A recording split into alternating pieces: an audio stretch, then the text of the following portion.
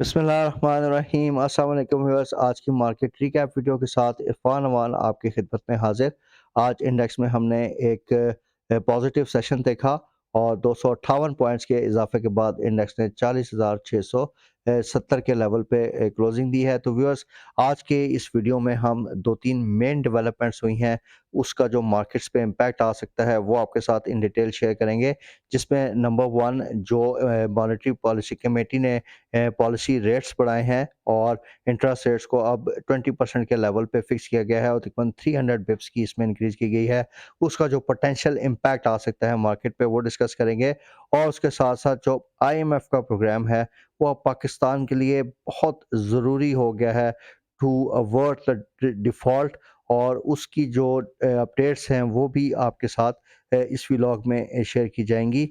और उसके साथ साथ जो एक्सपेक्टेड मार्केट ट्रेंड हो सकता है इन द कमिंग सेशंस, उसके बारे में भी आपके साथ अपना एनालिसिस शेयर करेंगे। तो व्यूअर्स, तकरीबन पिछले 2 हफ्ते से हमने आपको मार्केट में फ्रेश बाइंग से रोका था और हमारी स्ट्रैटेजी यही थी कि आपने सिर्फ इंट्राडे बेसिस पे ट्रेडिंग करनी है और अपने आप को कैश फ्री रखना है। तो अब आप देखें कि मार्केट्स में जिस तरह की आज न्यूज़ आई हैं, इससे थोड़ा-सा नेगेटिव रिएक्शन आ सकता है और उसके साथ-साथ एक बाइंग अपॉर्चुनिटी भी हमें क्रिएट होती हुई नज़र आ रही है। तो जो हमारे कस्टमर्स या हमारे फॉलोअर्स जो हैं, उन्होंने हमारी एडवाइस को फॉलो किया है, तो अब उनके पास एक बड़ा अच्छा इन्वेस्टमेंट का मौका अगले कुछ सेशंस में उनको मिलने वाला है, जिसकी डिटेल मैं आपके साथ इस वीडियो में आगे चल के शेयर करूँगा। तो व्यूअर्स, बेसिकली आज का जो सेशन था, उसको सर्टेन हैवीवेट स्टॉक्स को अपवर्ड मूव के ज़रिए थोड़ा-सा मैनेज किया गया है। लगता है ऐसे ही है कि आज अगर आप देखें तो इंडेक्स को पाको, ईफर, यूबीएल, एंग्रो, हबको, एचपीएल और मिज़ान बैंक के शेयर्स ने ज़्यादातर सपोर्ट किया है।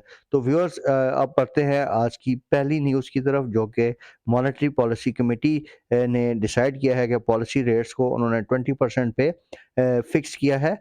तो मार्केट एक्सपेक्टेशन 200 बिप्स की थी, तो तकरीबन 100 बिप्स का अबव एक्सपेक्टेशन जो है पॉलिसी इंक्रीज किया गया है। और व्यूअर्स, इसकी बेसिक रीज़न ये है कि जो हमारा इन्फ्लेशन था, सीपीआई, वो तकरीबन 31% पे था फरवरी में, और अभी पॉलिसी रेट 20% पे इन्होंने किया है। और अभी भी रेट में 11% का नेगेटिव रिटर्न ऑब्वियस नज़र आ रहा है। और स्टेट बैंक की तरफ से एक और नेगेटिव सिग्नल ये है कि 4 अप्रैल को उन्होंने दोबारा से मॉनेटरी पॉलिसी कमेटी की मीटिंग कॉल की है। और यही लग रहा है कि इसमें फर्दर रेट हाइक जो है वो उसकी एक पॉसिबिलिटी नज़र आ रही है।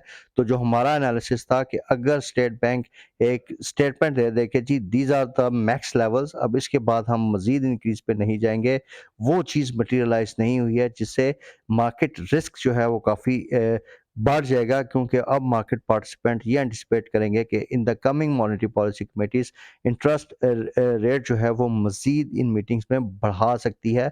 तो देयरफॉर इस फैक्टर की वजह से हम मार्केट में एक बड़ा नेगेटिव रिएक्शन देख सकते हैं। तो व्यूअर्स, एक आज की पॉजिटिव न्यूज़ यही है कि जो हमारे फॉरेन एक्सचेंज रिजर्व्स हैं, उसमें स्टेट बैंक के रिजर्व्स में ख़ास तौर पे इंक्रीज़ हुई है। और वीक ऑन वीक बेसिस पे स्टेट बैंक के रिजर्व्स तकरीबन 17% इंक्रीज़ हुए हैं और अभी ये तकरीबन 3.8 बिलियन यूएस डॉलर्स के लेवल पे फॉल कर रहे हैं। तो स्टेट बैंक ऑफ पाकिस्तान ने जो आज अपना मॉनेटरी पॉलिसी स्टेटमेंट में बेसिकली कुछ रीजंस दिए हैं, उसमें जो एक्सचेंज रेट डेप्रिसिएशन एक मेन फैक्टर है, महंगाई के बढ़ने की वजह है, उसके साथ साथ जो गैस और इलेक्ट्रिसिटी की प्राइसेस इंक्रीज़ हुई हैं, इसके साथ साथ जो डिफरेंट टैक्सेशन मेजर्स आए हैं, तो ये सारे इन मेजर्स ने जो है वो सीपीआई को बढ़ाया है, इन्फ्लेशन को बढ़ाया है, और इसी की वजह से कॉन्सिक्वेंटली हमारी गवर्नमेंट को एक्सचेंज रेट्स को बढ़ाना पड़ा है। इसी तरीके से भी आज के दिन की जो दूसरी मेन डेवलपमेंट हुई, उसमें इंटरबैंक मार्केट में रुपया बहुत तेज़ी से डिप्रिशिएट हुआ है। आज के दिन तकरीबन 6% की डिप्रिसिएशन हुई है और रुपया 266 रुपये के लेवल से जो है वो डिक्रीज़ होकर 285 रुपये के लेवल पे आ गया है इन द इंटरबैंक मार्केट। और इसकी प्राइमरी रीज़न ये है कि आईएमएफ की कंडीशन थी कि जो एक्सचेंज रेट्स हैं इनको मार्केट बेस करना है, और अब आईएमएफ ने ये कंडीशन लगाई है कि जो ब्लैक मार्केट का रेट है आप उसको फॉलो करें।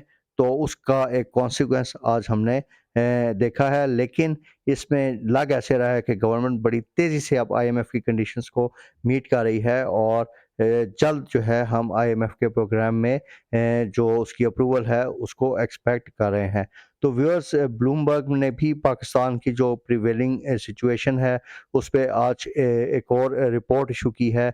इससे पहले पाकिस्तान की जो क्रेडिट रेटिंग्स थी बाय डिफरेंट एजेंसीज़ वो आपके साथ शेयर की गई हैं, उसको मुसलसल डाउनग्रेड किया गया है और आज की रिपोर्ट में भी ब्लूमबर्ग ने कहा है कि पाकिस्तान के जो बॉन्ड होल्डर्स हैं वो उनमें काफ़ी ज़्यादा फ़ियर बढ़ा है और उनकी एक्सपेक्टेशन जो डिफ़ॉल्ट की वो परसेप्शन काफ़ी ज़्यादा अब बढ़ रही है। इसी तरीके से जो हमारे डॉलर बॉन्ड्स की यील्ड्स हैं वो काफ़ी ज़्यादा गिर गई हैं इसी फ़ियर्स की वजह से कि पाकिस्तान का जो डिफ़ॉल्ट रिस्क है वो बहुत ज़्यादा है और ब्लूमबर्ग ने भी इस फैक्ट को हाईलाइट किया है कि अब पाकिस्तान के लिए आईएमएफ का प्रोग्राम बहुत इमिनेंट है। Without the IMF programme Pakistan शायद डिफ़ॉल्ट के रिस्क को अवॉइड ना कर सके।